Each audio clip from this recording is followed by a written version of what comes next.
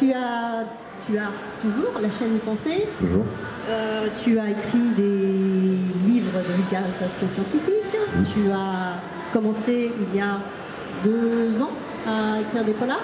Tout à fait. Et faire publier. Tu as fait l'exoconférence avec Alex. La première partie. Oui, tu l'as fait. Oui. Voilà. Donc c'était pour situer un petit peu. Donc tous les livres là dont je parlais de vulgarisation scientifique ici, prenez le temps d'y penser, tome 1 et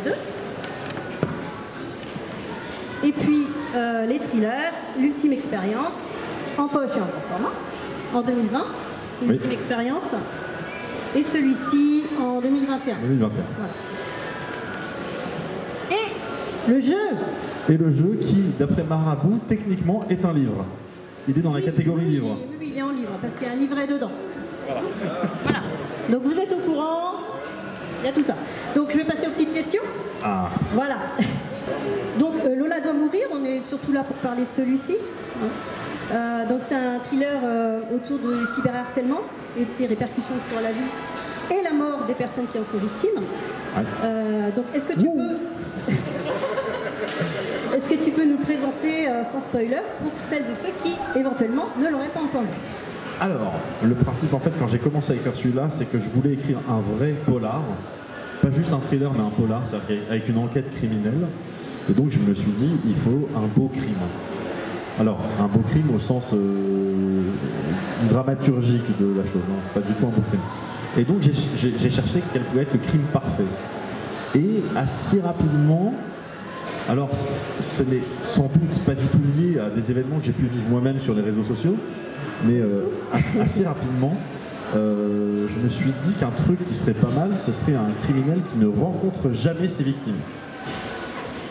Ça c'est parfait, parce que du coup là, il n'y a rien. Et très vite, je suis arrivé sur cette idée-là d'un gars qui pousserait, enfin d'un gars ou d'une nana, je sais pas, d'une personne dans l'ombre qui pousserait ses proies à se suicider en les faisant harceler et en vraiment ruinant leur vie. Et les réseaux sociaux pour ça, c'est parfait. C'est vraiment l'outil adéquat et donc après, tout s'est mis en place assez naturellement. Ok. Et donc le premier livre, donc l'ultime expérience, c'était une sorte d'entrée dans le monde de la littérature. Ça s'est passé en 2020. C'était un peu particulier. Est-ce que c'était pas trop frustrant pour l'ultime expérience? Ah oui, alors bon voilà, l'ultime expérience, c'est vrai que donc ça c'était ma première fiction écrite qui est sortie 4 jours avant la fermeture des librairies.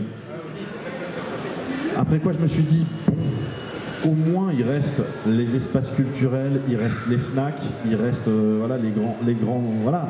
Et puis une semaine après, on a dit bah non, bah eux non plus. Et donc du coup, c'est-à-dire que les boutiques étaient ouvertes, mais il y avait des rubans devant les bouquins pour dire non. Et puis bon, il y a quand même eu le click and collect, etc. Donc ça a été particulier. Mais voilà, après ça a été particulier comme ça pour tout le monde. Mais parce que toi tu commençais un petit peu dans le polar. Donc, ouais, mais en même temps, moi je me disais, j'ai eu de la chance. Alors effectivement, ça a vachement limité, on est d'accord. Mais j'ai eu de la chance à l'époque, j'avais quand même déjà une grosse communauté qui savait que le bouquin était sorti. Donc voilà, il y a quand même eu des ventes par ailleurs par les gens qui savaient. Je me dis que quelqu'un qui de nulle part avait mis 8 ans à écrire son premier roman, s'était dit ça y est, il est ciselé, il est parfait, il va sortir maintenant, et tac, et puis tout est fermé, et bah c'est pas grave. Voilà. Mais je pense par exemple aussi le bouquin de... Alors pour le coup, elle aussi elle a une communauté, mais Florence Porcel, qui a aussi sorti son bouquin à la même période. Elle l'a sorti, je crois, un mois plus tard, genre en janvier, mais bon, c'était toujours le même bordel. Et donc son bouquin, pareil, il est sorti dans la plus grande indifférence, même si on en parle depuis. Oui. Depuis on en parle un peu de son bouquin. C'est bien. C'est bien en plus. Tes 2 romans sont des thrillers scientifiques et technologiques. Est-ce que toujours t'es venu naturellement du fait de ta profession d'architecte logiciel et de ton intérêt pour les sciences? Alors, je ne dirais pas ça comme ça. Je pense que c'est effectivement venu naturellement du fait que c'est des domaines où je connais un petit peu.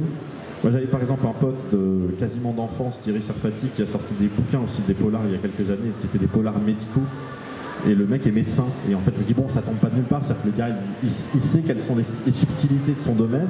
Moi, c'était un peu pareil. Surtout que je voulais écrire des fictions qui soient le plus possible ancrées dans le réel. C'est-à-dire que, bon, sur l'ultime expérience, quand on le lit, il y a quand même un peu de SF, mais par contre, Lola doit mourir, je veux qu'on puisse le lire en entier et se dire, si ça se trouve, cette histoire est déjà arrivée. Non seulement ça pourrait, mais si ça se trouve, c'est déjà arrivé. Donc du coup, ça s'inscrit naturellement dans le monde réel. Donc le monde dans lequel on vit aujourd'hui, c'est un monde de technologie.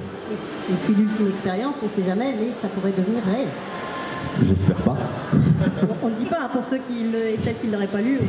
Je n'espère pas. Mais je sais qu'il y a des sociétés qui y travaillent. Et donc là on parlait du côté scientifique et technologique. Pour le côté thriller, est-ce que c'est parce que c'est un genre que tu apprécies ou est-ce que tu as des auteurs de prédilection, des inspirations? C'est un peu les deux, c'est-à-dire que c'est effectivement un genre que j'apprécie parce que j'aime beaucoup les mystères et j'aime beaucoup les puzzles. Et j'aime beaucoup quand je pense avoir un temps d'avance sur l'auteur et qu'à la fin je me rends compte que j'avais 4 ans de retard. Que je me dis, quoi? Et ce moment-là, ce quoi, c'est ça que je cherche en fait. Moi, je veux dire, ma plus grande, je ne peux pas dire inspiration parce que je ne m'inspire pas de son œuvre, mais c'est celui qui m'inspire le plus dans le sens qui me donne le plus envie d'écrire, c'est Chuck Palahniuk. Donc Chuck Palahniuk en France, il est surtout connu pour avoir écrit Fight Club. Mais Fight Club, c'est son livre le moins tordu. Et de loin. C'est-à-dire qu'il y en a un, bon, ça fait quelques années, donc je peux spoiler un petit peu, c'est pas bien grave, mais il a un bouquin qui s'appelle Rage, qui parle d'un gamin qui au début en fait achète des dents à des clochards pour pouvoir toucher l'argent de la petite souris le soir. Il monte un business avec ses potes comme ça. Et 200 pages plus loin, on se rend compte qu'en fait il y a une histoire de voyage dans le temps et que le gars est son propre père et son propre grand-père. C'est-à-dire qu'il va très très loin dans les histoires et on ne sent jamais où ça va. Et moi c'est pour ça que j'adore ce gars-là, c'est on ne sent jamais où il nous emmène. C'est pour ça que vraiment Fight Club, c'est presque téléphoné comme histoire par rapport aux autres. Mais oui, clairement, moi ce que je vise, c'est du puzzle.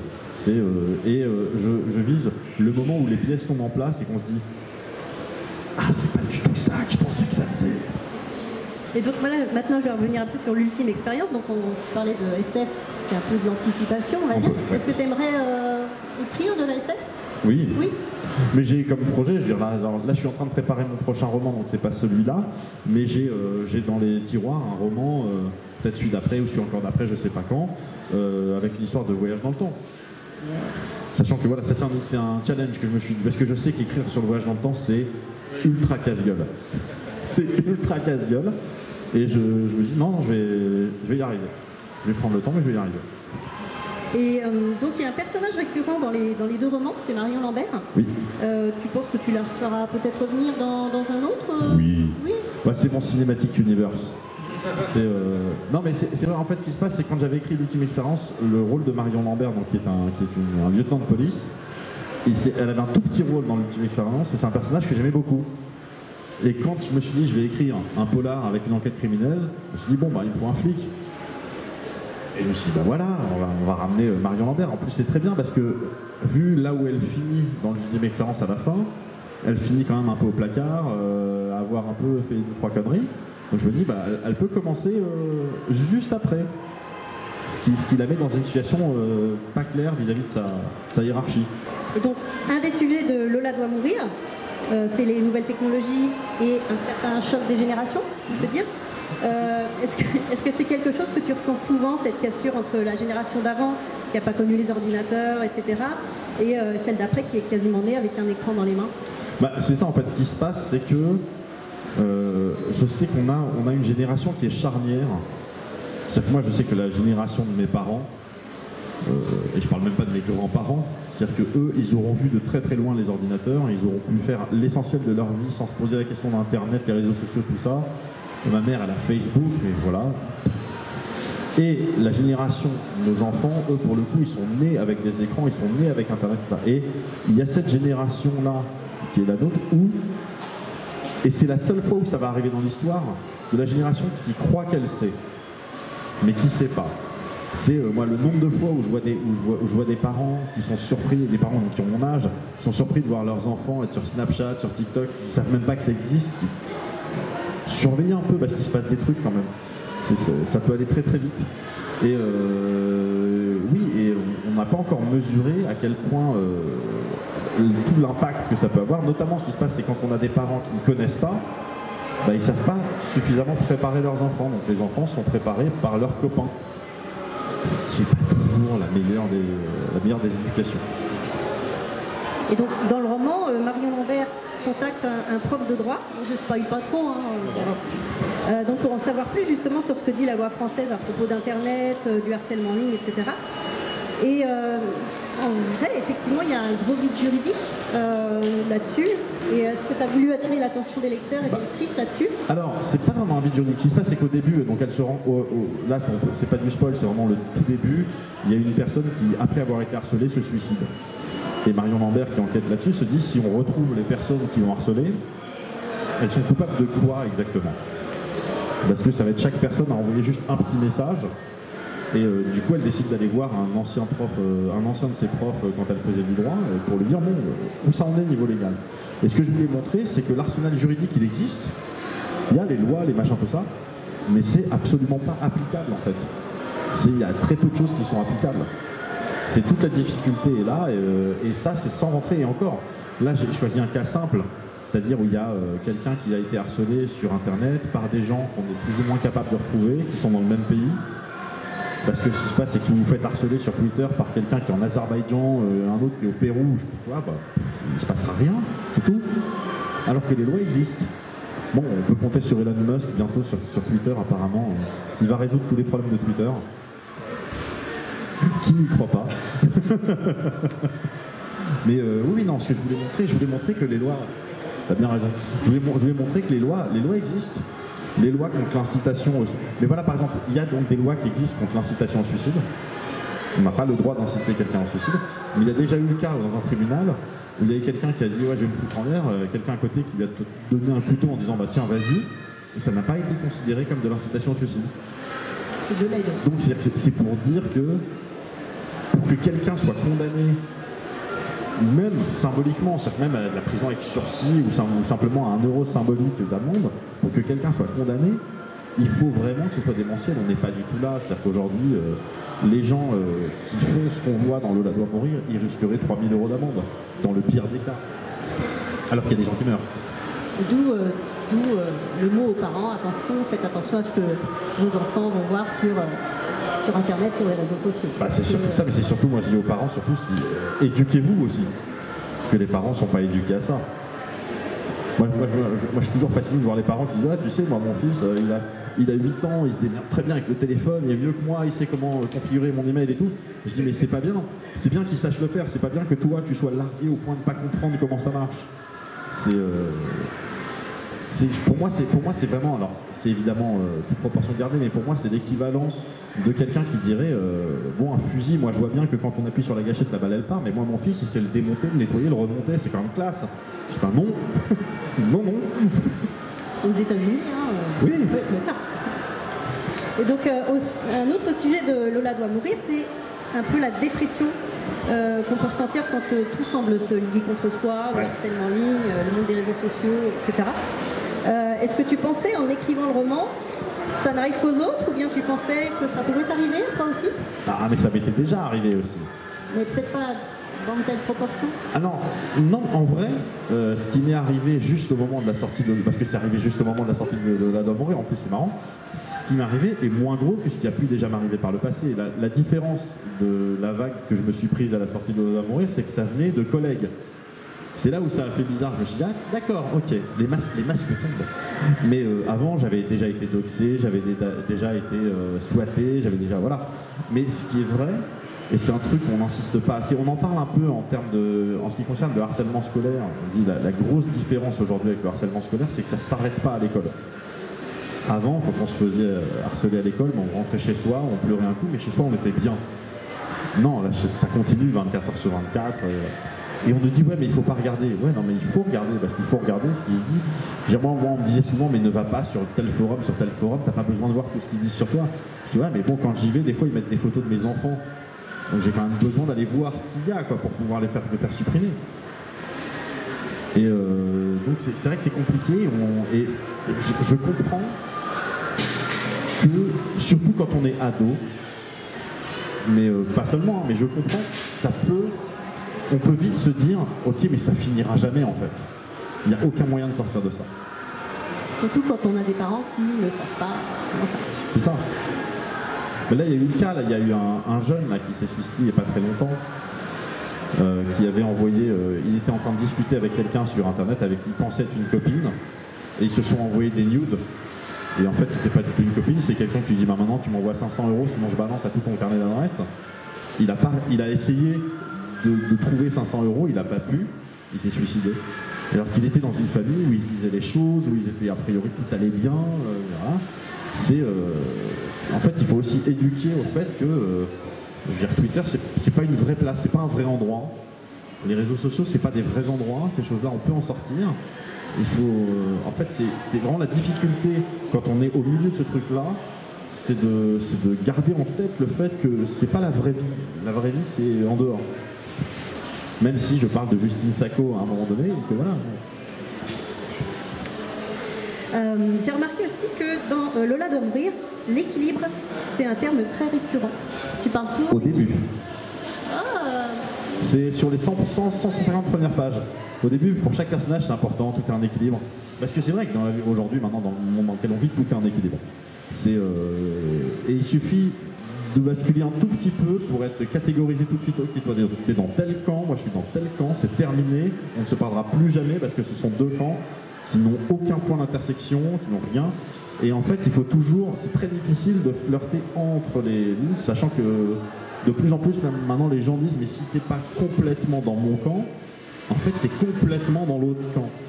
Et ce que je voulais montrer justement avec cette histoire d'équilibre, c'était qu'au début, on a des personnages qui savent qu'il faut naviguer au milieu, et qu'à un moment donné, bah, qu'on le veuille ou non, ça bascule. Et la question c'est, est-ce que quand ça bascule, on prend position? Est-ce qu'on reste campé sur sa position qui consiste à dire... Moi je vais prendre un exemple tout court, vous allez voir qui n'est pas clivant. Les législatives. Voilà. Tout à l'heure, je me suis retenu d'envoyer un tweet. Je ne l'ai pas fait parce que je sais que ça peut... Je voulais dire, la chose suivante, c'est que depuis les réseaux sociaux et les relations parasociales, le fait qu'on est vraiment dans un monde maintenant d'influenceurs, la politique, les campagnes politiques, ça devient un GRD. Je voulais juste mettre ça. Et je ne l'ai pas mis parce que je me suis dit, si je tweete ça, il y a des gens de gauche qui vont me dire, ouais, t'es trop de droite. Il y a des gens de droite qui vont me dire, ouais, c'est bien un mec de gauche. Et voilà. Et en fait, parce que ça ne prend pas position, et donc si ça ne prend pas position, c'est que c'est dans l'autre camp. Mais c'est une réalité. Si je reste sur ce point-là, et vous allez voir à quel point ça peut très vite basculer,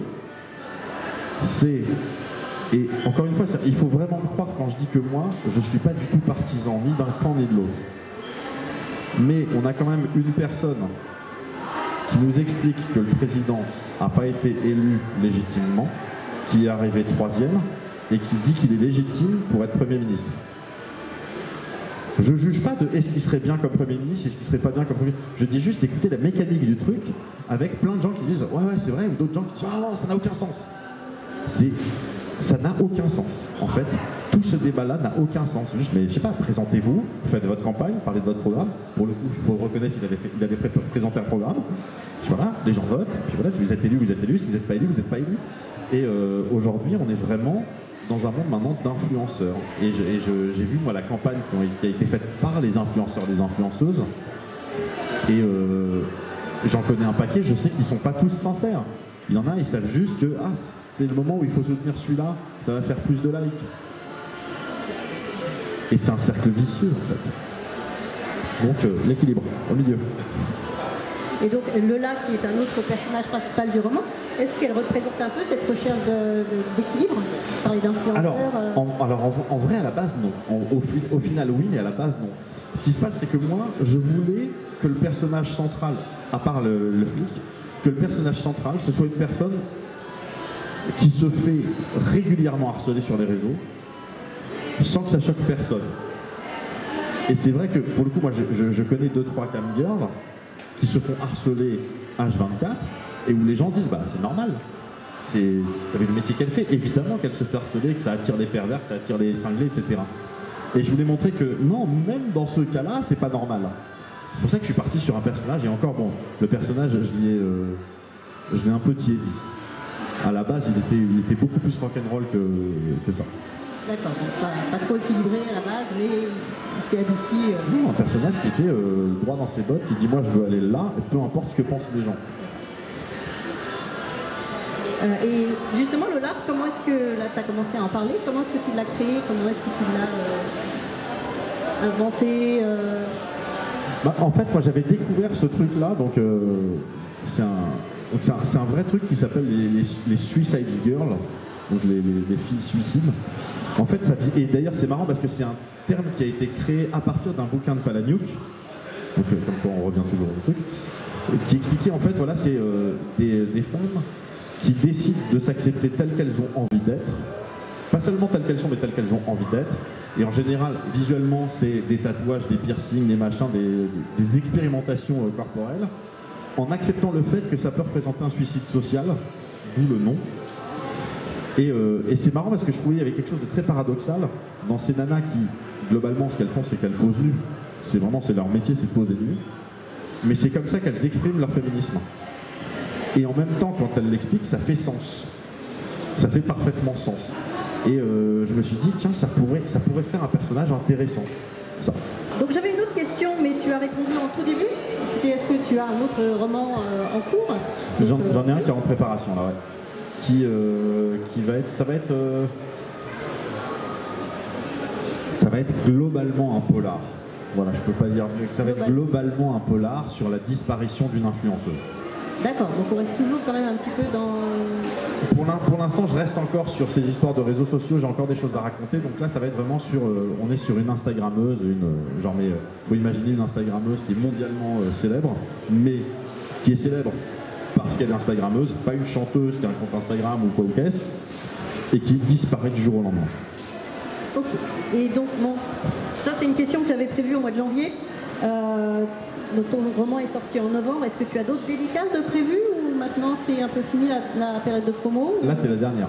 Là, à vrai dire celle-là vraiment on l'a fait parce qu'elle a été reportée. Oui. Mais sinon j'aurais pas pris de date normalement 6 mois après. Mais j'ai encore dans fin du mois, c'est un salon du livre à Saint-Raphaël. Mais bon ça c'est un salon du livre, on va dire il peut perpétuellement y avoir des salons du livre. Mais sinon non, c'est la dernière date de la promo pour celui-là. Ok. Alors je vais maintenant passer le micro. Est-ce que certains ou certaines ont peut-être des questions à poser à Bruce?